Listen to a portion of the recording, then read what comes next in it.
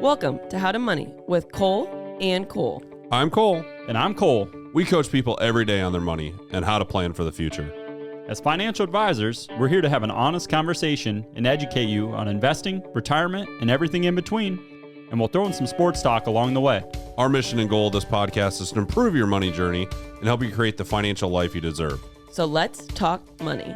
And sports. Welcome back to How to Money with Cole and Cole. I am your host, Bailey Ashbrook, sitting here with Cole P. Yeah, what's up? Not at the Cubs playoff game. No, fortunately. Cole J. Hey, how's it going? And Caleb. How's it going, everybody? Oh, we remembered him. Good job. We're recording a different day than we usually do because Cole P thought he'd be rooting on those Cubs. We had to prepare as if they were going to make the playoffs and have a home game. But, And then they lost 5 out of their last 6. Just keep twisting the knife, guys. Here, I'll twist even more. How your Broncos do? Oh my gosh. Oh, gosh. I don't want It's a to bad talk year about to be fans of Cole's teams. Yeah. Well, it's not a bad. The Cubs didn't do bad. Yeah, I had said at the beginning of the year, I don't know if anybody remembers this, but if they were 500, then I would be happy. And they finished like 7 games above 500. So you're happy. I'm pretty happy. Yeah. I mean, the outlook or the future looks bright. Put it that way. You guys made a lot of memories at games. That's all that matters. Yes. Better luck next year. Yep. There's always next year. That's the famous quote. Oh, okay. Let's transition to football, guys. So I'm not going to look at Cole P. How your Steelers doing, Cole J? You know, we won yesterday, 3-2.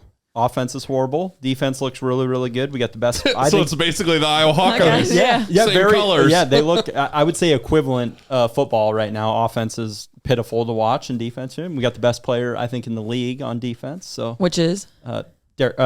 TJ Watt, sorry. There's too many Watts. Yeah. JJ Watt, TJ Watt. Yeah. It's okay. At least you're not the Panthers where you trade your best wide receiver, the pick that would be Caleb Williams right now for Bryce Young. It could be worse. You guys. Yeah, tough. The Niners look real good. Oh, man. Yeah. They killed the 49ers or the Cowboys last night. I watched the first half, and you could just tell. Greenlaw, I think that's his name. Yeah, the defender for the Niners. I was like, you're scaring me. But, like, you guys think about what Brock Purdy's making. Like, yeah, 790,000. Yeah, they talked about that on the game, which like is a lot of money. I'm not taking that away. Right. But when you have other quarterbacks making $40 million, that's a little different. And you're on like the best team. But there's quarterbacks making more in a game check than he's making for 12 months. You know? I saw a thing on Facebook this week that he still drives like a used car and shares like a small apartment with one of his teammates. Yes, because he makes like no money compared to everybody else. It'll be crazy to see what. Obviously he's going to ask for more, but the Niners kind of got something figured out where, like, if you don't have to pay your quarterback so much, then you can pay a lot more for these surrounding players. I'm like, oh, that could be the structure. Yeah. I mean, they really get a good deal. I don't know how many years he'll have on his, like, rookie contract left, but that's kind of what it was. Is like you got up until that quarterback has to renew. If you hit on a free agent quarterback or someone that was a rookie that was a non-drafted or barely drafted. I'm also curious too, like, what will the 49ers think he's worth? Because that's what I'm saying. Because everyone else keeps saying, oh, he's just a system quarterback. So it's working. They said that about Tom Brady for like 25 years. Yeah. So will they pay him like a Joe Burrow quarterback, or will they pay him a mid-level? We'll see. Time will tell. I think though too, he's having so much fun and winning. Like, I don't see him being a greedy person where obviously he'll want more, but he's not gonna. I could be completely wrong. I don't see him demanding like millions. Like, he knows his role. He won't need to be the highest paid, but I would guess he's gonna, try to get market value though, because we're one play away, and that's your career. So funny though, because it's $900,000 a year. Like, people would be like, yeah. I know. It's all relative, right, of what profession you're in. You know that Tom Brady was never the highest paid quarterback in the league ever in his career. And look at his career. Yeah, so he's got a little thing some people, out. Steelers, same money way. doesn't Steelers matter, have never paid their quarterback like top dollar. That's how it's always been. They've always spent more elsewhere. Who had the Niners? You had the Niners? I have the Niners and the Ravens. I had the Niners and Bengals. I forgot who I had. I had the Chiefs and Cowboys. But the Chiefs are looking pretty good. Pretty sure I had the Niners. The Eagles, I thought. Did you? No, that was Caleb's guess for you. Yeah. You had the Dolphins winning, but I don't remember who the NFC team was. Yeah. I'll have to look that Pretty sure it was the Niners. Yeah, Dolphins are looking tough too, but there's a lot of good teams and there are several bad teams, unfortunately, and my Broncos are one of them. Yeah. A lot of football. That's right. I'm right there with you, Cole. Too much left for my husband's mental load. I'm like, I need football to fly by. Hawks are 5-1. Yeah, Hawks are 5-1, and the Cyclones are coming up. But don't you have a game on Sunday that you're going to, or going to watch our? Where's Caitlin? Where's she at? She's not in the Oh, room. yeah. She's going on? gone. She's So, MIA. We're gonna go watch I the think Cheryl crossover stole game. Caitlin. at I the- think Cheryl stole Caitlin. Oh, Clark. Yeah, the crossover game. I was hoping for good weather. I'll be outside the stadium, trying to have the largest basketball game viewership. So Didn't you say they moved it inside? They will. There's Yeah, it's like I a got you. thing. It's saying it will if like inclement. Inclement. I couldn't. Inclement. Inclement. Just say bad If weather. there's bad weather, they will move it inside. I think this weekend's supposed to be pretty nice. It's gonna be chilly for We me. just looked at 55 and 10 to 20 mile an hour wind. So I don't know what balances, basketball. I just don't know what it's gonna be like in there to shoot a basketball outside. Yeah. Like that's like. Yeah, but it's surrounded. Yeah, too. that's what I'm saying. I don't know. I was talking to my sister. I'm like, do we go tailgate at the stadium? I'm curious to see how small it looks in there. Yeah. When they a lot of times like the national championship games for basketball, they'll block off like a chunk of this, like if they're playing at a huge stadium or something. So I'm curious of, in perspective, a basketball court in Kinnick Stadium. I think it'll be a really cool experience. Yeah, It might be a little chilly, but Yeah, it's I'll wear supposed to be my about coat. the experience and just about the women's game. And they I was talking to the UNI assistant coach. He's a good friend of mine. He's like, our ticket sales are up 100% from last year. isn't it for crazy? women's coach. For women's, Yeah, Impact. that's awesome. just season ticket sales, they're up 100% since cool. last year. He goes, it's across the board. Caitlin Clark effect is across the board, not just at Iowa. It's across the board at UNI, Iowa State. I mean, all these other programs are benefiting from it, so it's awesome. It's awesome. The game's growing. WNBA is expanding for the women. Are they really? Yeah, I didn't know that. yeah. The Golden State Warriors Golden are getting State, a yeah. women's Got team. approved for an expansion team. Yeah. Oh, so good for So them. that's why Clark might be treating this as her last year. Let's hope not. Yeah. My dad's like, she could make so much more money. I'm like, she's probably made so much money. yeah, she's probably making like, she's probably I'm making good. plenty of money, I'm sure. Well, we're going to talk about, I love this topic, birthdays Yeah, because your birthday is tomorrow. Yeah, so we're taping this on Monday. Bailey's birthday is 10/10. So Happy birthday. Won't say how old you are. 34. Caleb, I what? thought it was 84. No, Oh, no. Caleb, what year were you born? I was born in 2002. How old And were it you makes then? everybody else feel old. I was just getting ready to graduate from college. Yeah, I was 10. You'd made way too many mistakes by 2002. Oh gosh, I didn't The wanna last think thing on about your mind was these retirement milestones Yeah, I in know. 2002. I'm How sure. time has changed. I like birthdays though because it's a good time to sit, reflect, and then evaluate your year to come. Like I love it. I love the symbolism of just like maybe thinking about what you want your year to look like, what you want to accomplish this year, like what's important, what did you love about last year, and that's kind of what we're talking about today too, but like on a financial standpoint. So birthday milestones, like birthdays, you want to make sure you're taking care of your financial needs, like they're pivotal moments. So let's start it off. Age 50, who wants to take it? Age 50, you are able to do some catch-up contributions to your 401k and IRA, and we won't go through the exact dollar amounts because they change every year. But when you hit that age 50, and it's in the year in which you turn age 50, so the year in which you're going to turn age 50, you're able to do catch-up contributions to your 401k. So you're able to, it's about 20% more than you before age 50, and then to your IRA, you can do an additional contributions too. One thing that people should know that in 2026, the catch-up contributions into your 401k can only be Roth contributions. Not that that's a huge deal for most people, but that is something that they are going to basically make a law. Yeah, it's new. So right now you can do catch-up contributions pre-tax or Roth, however you want to do it. But you're able to contribute more. So if you're maxing out your 401k and you get to age 50, you can just do that much more. I think that's a great thing because either you're ahead and you're like, hey, let's just add to this. We have extra money. We're living the same, or you're a little behind. It gives you time to add a little more to the bucket. Yeah, that is age 50. Around that time, people usually are thinking, A, you're thinking more about retirement, and B, usually kids are maybe mostly out of the house. Your income or your expenses maybe a little bit lower, maybe not if your kids are in college, but around that age, people typically can save more. It's more of a reality of what's coming ahead. Yep, for sure. Awesome. All right, I'm 50. Got my extra contribution going. So now I'm 59 and a half. Happy birthday to me. What do I need to do, Cole J?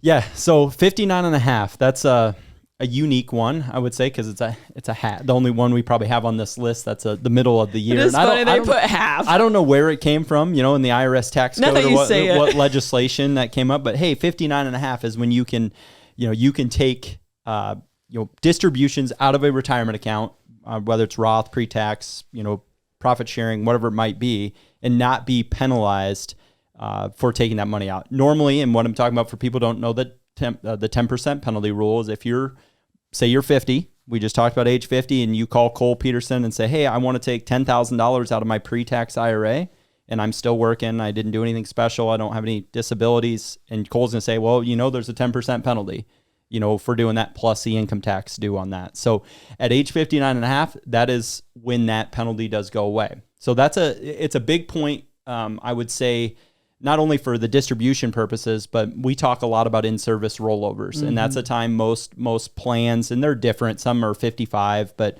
59 and a half is a common age for what's called in-service rollovers. And that's where you can still be working and contributing to your 401k, and you can go to Cole Peterson and he can start his income planning, and you can give him some of the dollars while you're still working into the IRA as an in-service rollover, and then start a further, a deeper strategy for income or whatever it might be. I was just going to say, why would someone want to do that? Why wouldn't they just leave it in their 401k? Like, what's the advantages of doing an in-service? So I'm still at this job, been there 30 years, got $500,000 in my 401k, turned 59 and a half.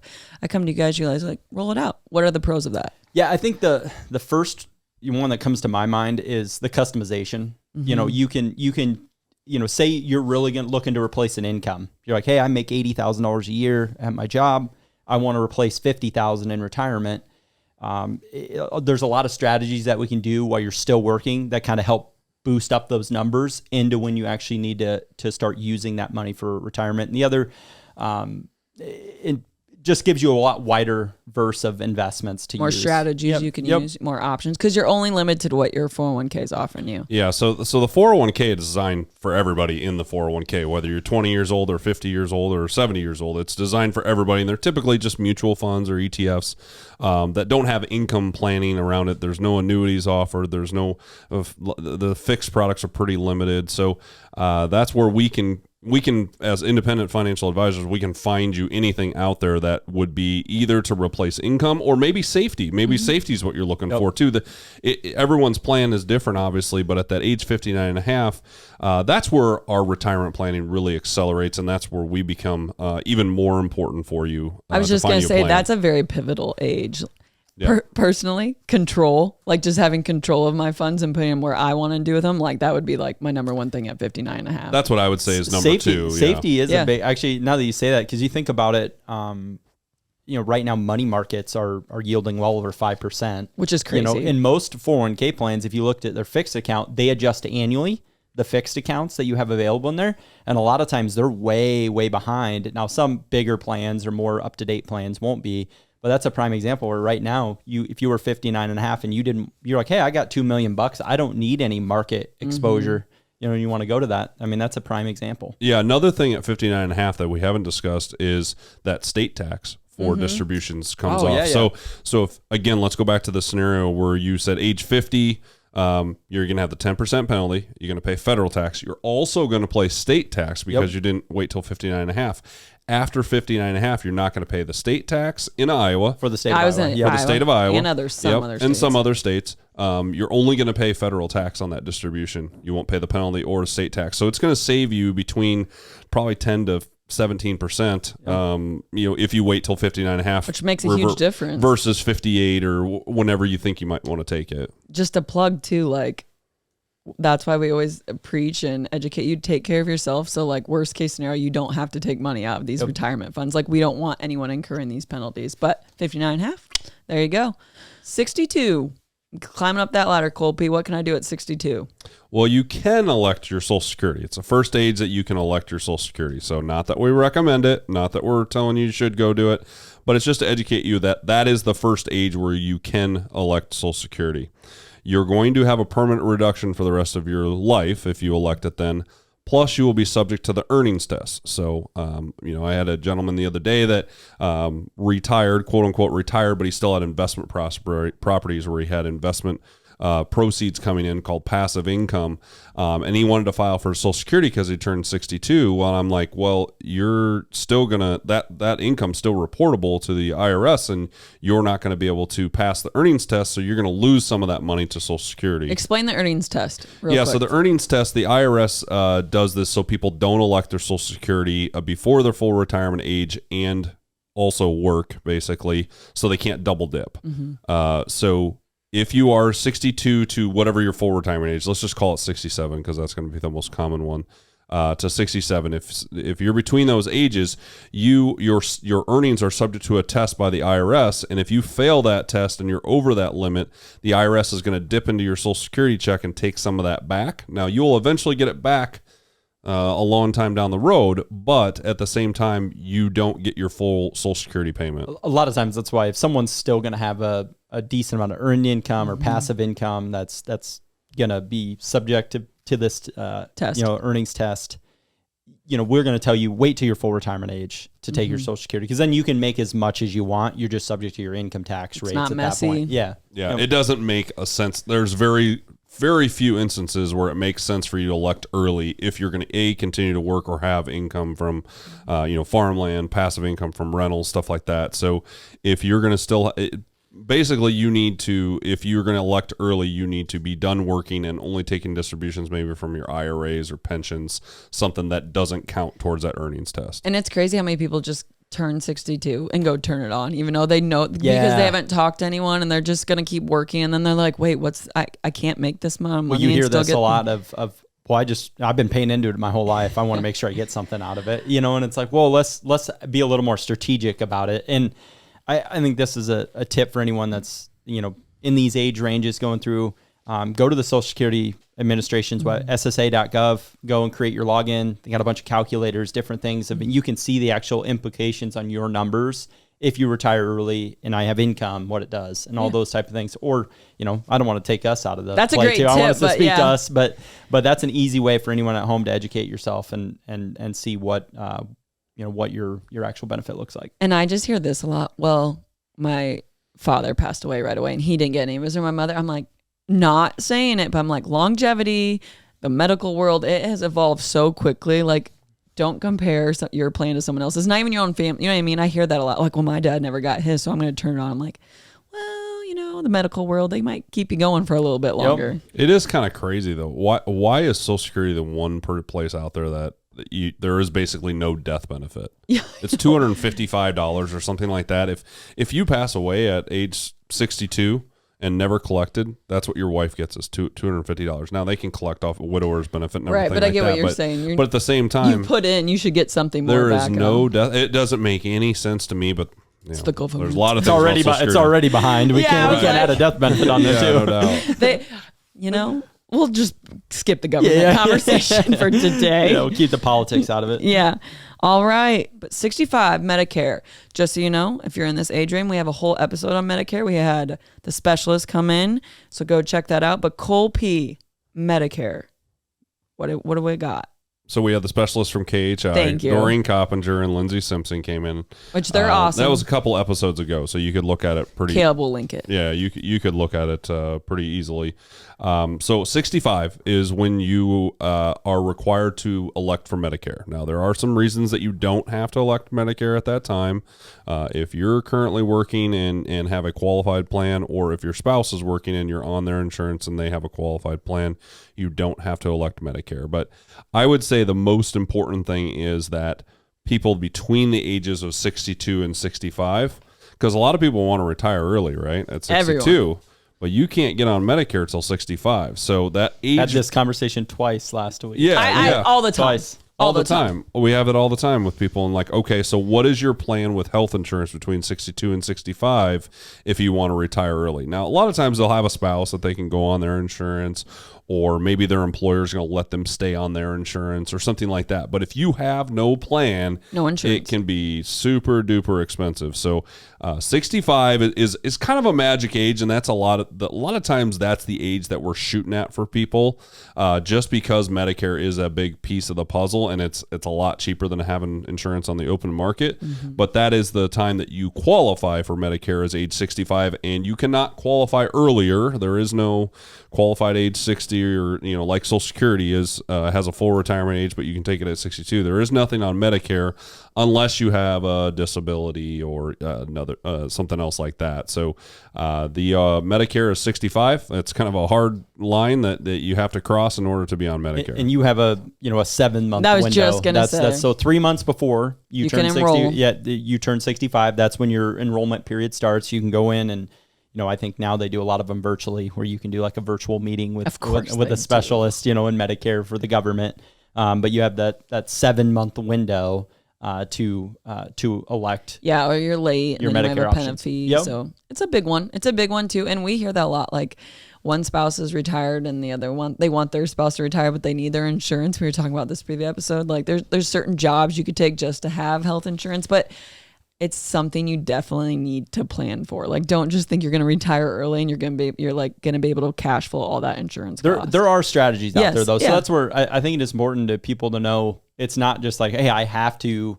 Now you have to have some money saved, obviously, or you got to have an income, a passive income or something to be able to, subsidize the insurance if you are going to retire early. But I do think that's a lot of times where we come into play, and we can help someone find a strategy or maybe a short-term income vehicle that can help generate extra income while we have to pay for that, the health insurance. Yeah, let me give an example real quick of what Cole's talking about too, because I had a client the other day that wanted to retire at 63 and did not have an option for insurance at their employer. They couldn't continue. I mean, you can always continue COBRA, but it's going to be an expensive thing. But they had cash and Roth money saved up. So I was like, well, do you think you can live off that money for the next 2 years, basically collect no income from from anybody or the government? Then you can go on what's considered Obamacare. I don't know the exact name of it, but it's considered Obamacare, where if you show a very low income, you can basically get health care for free. Yep. Mm-hmm. And you get a subsidy based on your income levels. So the higher your income, the less subsidy you get, and eventually you get no subsidy, and you're subject to the open market. So if you can reduce your income down drastically, and in the Roth sense, you'd be taking anything out of the Roth tax-free. So it doesn't show up as reportable income. Just another golden nugget about your Roth. Yep. Like everyone's like, why you love Roth? I'm like, wait till well, and it's a strategy that, again, we're not recommending it. We're not telling you should do it, and it's not for everybody. That's why you need to talk to somebody. It's got to be part of your plan, because if you take all your Roth and all your cash out in that 2 years and then you don't have enough retirement savings, it doesn't work. Yep. And then you're stealing from your future too. It's per person per plan. Definitely something to plan for. Hey there, listeners. This episode of How to Money with Cole and Cole is sponsored by BetterHelp. I don't know about you, but for me, finding the work-life balance of being a husband and father and working a job has been so rewarding, but it also can be so exhausting. And that's why it's important for me to take care of my health, and not just my physical health, but my mental health. And that's where therapy comes in. BetterHelp is the world's largest therapy service. And you know what's great about it? It's 100% online. With BetterHelp, you can tap into a network of over 30,000 licensed and experienced therapists who can help you with a wide range of challenges. To get started, you just have to answer a few questions about your needs and preferences in therapy. That way, BetterHelp can match you with the right therapist from their network. Then you can talk to your therapist however you feel comfortable, whether it's via text, chat, phone, or video call. You can message your therapist at any time and schedule live sessions when it's convenient for you. If your therapist isn't the right fit for any reason, you can switch to a new therapist at no additional charge. With BetterHelp, you get the same professionalism and quality you expect from in-office therapy, but with a therapist who is custom picked for you with more scheduling flexibility at a more affordable price. Find more balance with BetterHelp. Visit BetterHelp.com/CFG to get 10% off your first month. That's BetterHelp, BetterHelp.com/CFG. All right, let's do a little dollars and cents. Dollar bills, y'all. The housing market. Cole J, go. Cities where home sellers are slashing prices. This was slashing prices. Let me sit up. The article. This is one of those things where you get into it a little bit. The headline's a little different than the substance of the article, but I do find it relevant. Interest rates on mortgages last week I think hit a high like 8%. Like a 20-year high or something like that. Don't quote me on that, but since last September. This article Cole shared with Bailey and I, and it was interesting. At 6:30 in the morning on a Saturday. I giggled, but it showed 14 cities. It was talking about 14 of the large metro cities, and it was going through the housing, the housing data in there and what it's looked like over the last year, and actually home prices. The article says home sellers are slashing prices. Home prices are still up 0.4%, but that's substantially down year over year. What we generally see in the increase in housing pricing year over year. And inventory is down 4%. So we're still at a very, very tough time, with the higher interest rates, low inventory, it's a tough time. Creates for for a anyone hard time to buy. Yeah, Caleb, you already have a house, but someone, that's your age, born in 2002, going out and trying to find a house, it is very, very tough right now. Or people that have families that are expanding, you're like, wow, we don't have, yeah. And I think, in one headline in the article is now a good time to buy a house. You always hear that. And it's one of those things of we need housing. People need housing. And you were talking about this is rent prices going through the roof. It's about the same equivalence it's going to rent right now. So I don't have a great answer. I think it's individually specific. I would agree with that. To your budget, things going on there. But this is the effects of the interest rate cycle we're in and what the Fed is wanting to do with tightening the money supply. And it's making, hopefully at some point we see prices. We need inventory to go up in houses. Yeah. So that's really the problem is I'm a house, real estate. You're a real estate nerd. We've underbuilt since the financial crisis, drastically underbuilt new homes. So we're seeing like a bunch of impacts. It's not just interest rates. It's the supply has been an issue for quite a while. So till we get a little better handle on the supply side, I think, probably higher home prices are here to stay. Demand is high. Obviously it's a supply and demand thing. Demand is high. Demand when high interest rates are there, though, it's kind of it's crazy. It is. It's a bad. Yeah. And I think the biggest problem right now is people aren't listing their homes because they have not another home to go to. That's probably the biggest issue. And I feel like they can't move to the new home unless they make sure they sell theirs, but they're not, it's just. But it's going to be hard to sell it when people aren't buying at 8%. Yes. And the prices are high. Yeah. It'll create some point when interest rates from a mortgage standpoint do go down. It's going to create a frenzy of activity. It's going to be like COVID where everyone was like abundance crazy of refinances, and then you're see people, okay, I'm gonna upgrade now my house because my interest rate's now 4% or 5%. We're some of us in this room are below 3. I don't think I can't even move. I'm like I won't even move. Have you seen them? There's videos of like younger families. They're like when you got your starter home, but you're learning it's your forever home because of the interest rate. Like they're like. I was like, oh, that feels like me. Yep. It's not a start, but it's funny. You do feel, it is too, it's such a psychology. When you feel like you can't move, then it's kind of like you feel stuck and stuff. You know what I mean? Like, I got to stay here. I got 2.25. Time to upgrade the house. Start doing all those projects. That's what I think is you're going to see a big influx of is people doing remodeling to their current house. And we saw that during COVID too also, but why not stay where you're at, pay the lower interest, and not double your payment and go to a slightly better house? So I also agree with you. I think they are they have shocked the system, right? They've done what they wanted to. They shocked the system. They stopped inflation. It's a lot lower than it was. When they start, and they will hopefully come down gradually on the interest rate, not like they went up.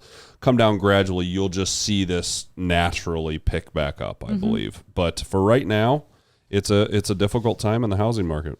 To always take care of your plan. Yep, for sure. All right, Cole. How many years away are you from retirement? Oh, shut up! I'm just kidding. Oh gosh, 1 year closer here pretty soon. Yeah, Cole's birthday is 11/11. Listen, I got a quick story. I love birthdays. Symbolic. Boo. It's just my vibe. Like it's a visual thing. I told Cole. I was like, I think this is the first year I was working for Colby. I love him. I love birthdays. We decorated his office. He was so pissed. I feel like a birthday. Don't decorate my office. He's like, take it down. And I was like, I took it down. Yeah, but he was like, don't do that again. He hates attention. I specifically told you do not decorate for my birthday. I don't want anything. I don't want anybody to even wish me happy birthday. I don't care. I don't want attention. Come on. I just don't really enjoy my birthday like Bailey. Bailey wants everyone to tell her happy birthday. I just want everyone to enjoy their day. It's your day. Well, that's how I feel every day. So I don't know why anyway. Anyways, different opinions on birthdays. I thought it was funny. Yeah. Good joke, Bailey. Good Full joke. Retirement age. Cole's the closest one in the room, so I'm going to let him Oh my gosh. take it. Wow. The shots just keep coming. I'm done. Okay. Full retirement age. Bounces between right now 66 and 6 months to 67 for people born between 1957 to 1960. Anyone born after 1960, which is everybody in this room, your full retirement age is currently 67. What that means with Social Security is, Cole alluded to this earlier, I can make as much money as I want. I'm not subject to the earnings test anymore. I can take Social Security and I can make $1 million, billion, jillion, whatever, doesn't matter. you're not going to have anything taken back away from out of your Social Security check as long as you wait till your full retirement age to elect that. So after full retirement age, I can make as much as I want. Before that, I'm subject to the earnings test. In the year in which you're going to turn your full retirement age, you have also have a limit there if you elect early. But as long as you wait till that month in which you turn your full retirement age to take your first Social Security check, you're going to be fine. Mm-hmm. That's a good one to know. Yeah, and to piggyback on that, let's go to I know this bolts right into age 70, right? The next one on the milestone. But between that 67 and 70 range, you do, if you say you're a person that wants to wait, you're still working, and you're like, well, I don't need it. I feel like I'm going to, generally people that wait, they have more longevity risk, I would say in general, or they're really trying Numbers to boost. driven. Yeah, they're trying to boost their income. They're looking at the math, but for each year you wait after your full retirement age, you do get an increase. And is it 8%? It's approximately 8%. Around it's there. different for every person Depending based on when on their full retirement Yep. age Yep. is. But in the opposite, the other way, if you It's elect reduced early, down. it's reduced about 8%. Yep. And that the thing is, it's a permanent reduction or a permanent increase. So whatever your Social Security is on the first day, say it's $2,000 a month. You will get $2,000 a month for the rest of your life. Now you'll get increases from Social Security, For the cost of living increases, but that won't ever go up or go down based on when you elected. Yep. Now, if I elected at 62, that might be $1,200. Yeah, I get to collect for 5 years longer, but after age 67, it doesn't go up. I mean, that's a common misconception. People think that if you elect early, it just goes up, but it doesn't. There is just not everyone knows this, but for us, and we have all different types of technology and different things. We do have software that'll show us our break-even age. You can go and say, "Hey, I'm 62. My benefits, X. I'm gonna, I think I'm gonna live to 82.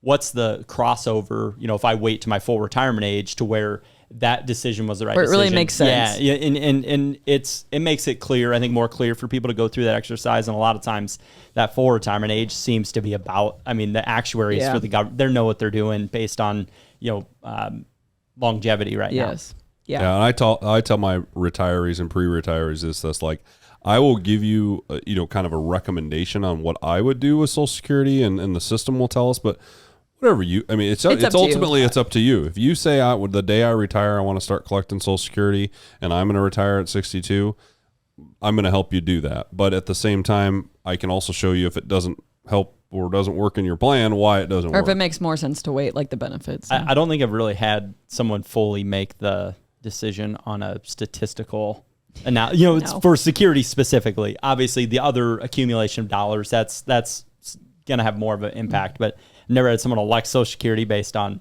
me running a chart and saying, here's your break even. If you go on this, oh yeah, I'm going to do it. Like, never You're had like that happen. nerding out. Yeah, never had that happen. They're like, so cool. But some people feel better about it. They go through it and they can do it themselves. Yeah. So age 70, turn that bad boy on. So age 70 is the last. Yeah. So we kind of touched on that, but that's the last time that you can turn it on. So if you are age 70 and one day you waited too long because you're not going to, you have no benefit. You can't increase.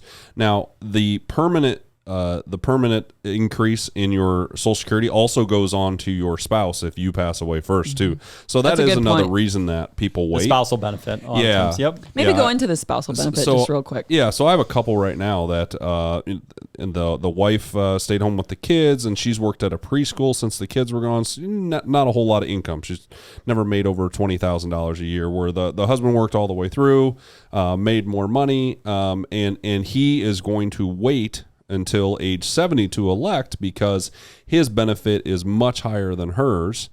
And when one of those two pass away, plus he's about 5 years older than her, one of those two pass away, that larger benefit stays, the lower one drops off. So if his benefit's $3,500 and hers is only $700, they're only going to drop that $700. She's going to keep the $3,500 until she passes away, which is huge, especially living on your own. And women usually do live longer longevity. So it's just, again, statistically speaking, that's what's going to happen is that he's going to die first. She's going to live. In the system, it has her living like 12 years longer. So the 5 years plus 7, 12 years longer than him. So she's going to collect that higher benefit. So it made sense to him. He's like, yeah, I want her to have that higher benefit, so I'm going to wait till 70 to take Social Security. Yeah, that's a great conversation piece too. Yep, for sure. All right, we're retired. I have my Social Security on. I'm living my best life. Where are you guys going to be living in retirement? Arizona. I knew you were going to say that. Where are you going? Fort Dodge. Where are you going to be? I'll be in Fort Dodge. Yeah, I'll always have a place. Yes, here. but I I'll know always you. have ties to Fort Dodge. I know, but where else will you be going? Chicago. Oh yeah, duh. I knew that. It's cold in Chicago. I don't mind the cold. Yeah. He's weird. I like Christmas with snow, and I like the cold. This is my favorite time of year because it's cold at night. We were in Menards yesterday, speaking of Christmas, and Canton, there's a huge, like 50-foot blow-up Santa, and he's like, Santa! Oh, that's cute. Canton, awesome. 2 years old. Listen. I'm like, this is too early for Christmas stuff already. We're not big enough to get canceled, but maybe we are. Don't judge me, but the people... Check your budget to have like 22 of those Christmas things in your yard. Like, check your budget. How can you afford? I'm like, dang, those are like $200 a pop. Like, I'm like doing the math in their yard. Okay, I'm getting off topic, but every year it drives me nuts. All right, you're in Arizona. You're in Chicago. I'm in Colorado. RMDs. It's cold out in Colorado. Yeah, but it's different. It's just it's magical out there. Okay, RMDs. Right. What did Alexa call them? When she first started? Oh, what was she called? Yeah, and I had to go. I'm like, she had one of the she had one of the letters wrong. And I was like, no, it's required minimum distribution is what it is. And she goes, oh my gosh, she had like the aha moment. And I don't think anyone knows what an RMD is unless you work in this world, or two, you're really close to take. Yep. You're older, have pre-tax money, pre-tax dollars. But so right now, age 73. So that's the last one technically on our retirement milestones. Or retirement birthdays, but really we're gonna have to add one because there's gonna be some changes there. Yep. So anyone that was born 1959 or earlier, your RMD age is gonna be 73. Correct. And we're gonna have to add one. We're gonna have to add age 75. So anyone born after 1960, your retirement or RMD age will be age 75. Mm-hmm. So and what an RMD really is. So break that down. I know we're using that like everyone knows what that is, but it's the number the IRS says, hey, you've got a deduction or some type of dollar in a pre-tax account or in a retirement-based account. Once you hit a certain age, we want you to start claiming some of that as income and paying some taxes. Yeah, we want our money back. And that's really was. And they've started to, as longevity and people have aged, or living longer, they've extended that age deadline out. Yeah, it used to be 70 and a half not too long ago. Yeah, not long ago not at to all. confuse it did things, just but change. But another half birthday in there for some reason. But basically, it's 73 or 75 based on your birthday. And good thing about Roth IRAs again is you're not required to take money out of Roth IRAs. Your own Roth IRA. If you inherit one, you are required to take money out. Good disclaimer. But if you have your own Roth IRA, you are not required to take any. Let it grow. Minimum distributions. You don't have to take money out because it's really the government just trying to collect tax on that money. Yep. And this becomes an issue for some people that if they were doing all pre-tax up to their career and either didn't know about Roth or just didn't or wanted the tax deduction or didn't have the option, whatever, if they save a lot of IRA money, this can really get you, or this can be a problem. Tax. It can be a tax problem. Mm-hmm. Yeah. So I'm 73. I have all my retirement pre-tax. What Cole's saying, every year I have to take that certain amount based off my age and what they're counting. I have to take that out every year. By the end of the year, I get penalized. Especially if you have continue to have maybe investment income or rental income from farmland, whatever it might be. You can start. It can start to really be a bigger tax bill than what you might have expected. Yeah, because it starts at just under 4%. Let's just call it 4%. So every year, so 73, I'm required to take 4% of my IRA, and then next year's 4.1, 4.2. It keeps going up and up and up and up. But you're only required to take 4%. But if you have $2 million saved up, that's $80,000. And that's it's all income. It's all considered income. All income. That's like you made $80,000 at a job that year, and you got to pay federal tax on it. Now the only benefit for the state of Iowa residents, no state income tax which is new for us. New for us. Or people live in Florida, and there's quite a few state tax exempt states. Which is, again, it's another way, plan ahead, you know? Yep. Like, be ahead of it. Like 75, 73, it seems so far away, but it makes a big difference in passing money down and what you want to do with it. Like we have clients that are like, I don't need my RMD, just invest it. You know what I mean? It's very interesting to see how people use it too. And we will, in future episodes, I know not to give anything away, spoilers, but we will talk about a strategy, you know, in our giving month on some things that you can do to help alleviate some of that taxes by utilizing your required minimum distribution. Yeah, if I have a client that is going to have what I consider tax issues or high tax rates in retirement when they start their RMDs, we may start planning for that at age 63, 64, 65, even maybe before they retire, because we would rather pay the lower tax rate now, and who knows what's going to happen with tax rates. We assume they're all going to go up since we're at historical low tax rates right now, but you know, start planning that 10 years before you have to take it. Then it makes it less that you have to take when you get that age. Yep. So RMDs, we got that taken care of. A nice thing about working with us, I feel like RMDs are probably the more gray area where not everyone really knows about them until time comes, but we do a courtesy call and we really try to help our clients like, hey, you have this amount of money you need to take out of these accounts. It's not like we're responsible for it, but we really try to help our clients with that. Because if you have 4 IRAs, you don't have to take RMDs out of each one. You can calculate it and be strategic and take it out of 1 or 2 or whatever it may be. But just another good reason to work with someone on these type of things. Yeah, we talk about buckets a lot, right? So if the market's way down, we probably wouldn't take it from your market bucket. We would take it from your money market bucket, or you know. So we have different ways to go about it. We have people that we set them up on incomes just to take that RMD during the year. It might be taken out of a cash strategy or an income strategy. So there's different ways to go about it. Again, like Bailey said, it's something that we help you plan for. It's a service that we offer. It's not necessarily a financial advisor's responsibility to get the money out. It is your personal responsibility.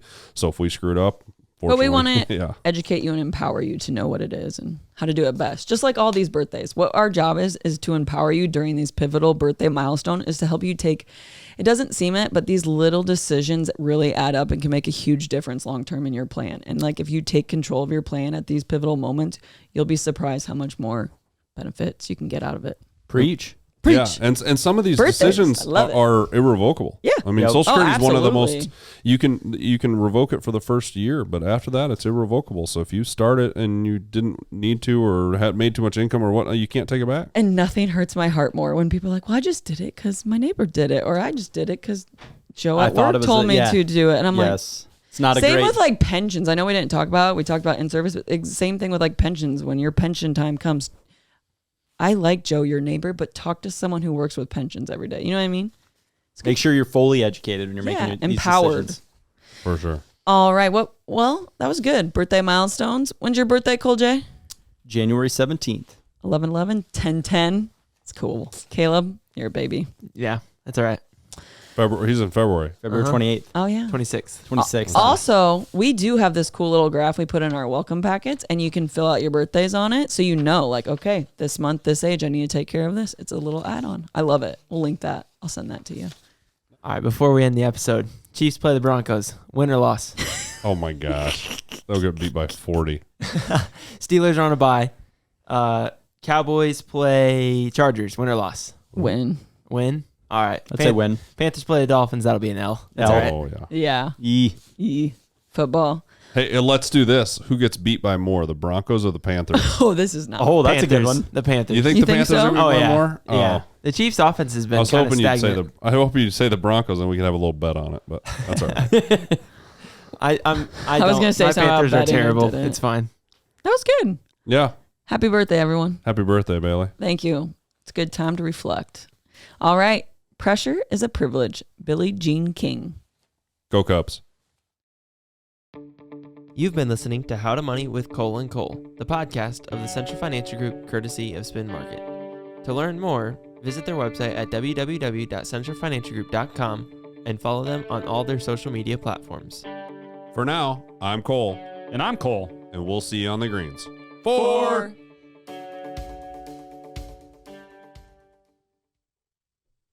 Securities and investment advisory services offered through Royal Alliance Associations Incorporated, member FINRA, SIPC. Royal Alliance Associations Incorporated is separately owned, and other entities and/or marketing names, products, or services referenced here are independent of Royal Alliance Associations Incorporated. Material discussed is meant for general informational purposes only, and it is not to be construed as tax, legal, or investment advice. Please note that individual situations can vary. Therefore, the information should be relied upon when coordinated with individual professional advice. Past performance is no guarantee of future results. Diversification does not insure against loss. Any guarantees discussed refer only to fixed insurance products and are backed by the financial strength and claims paying ability of the issuing insurance company.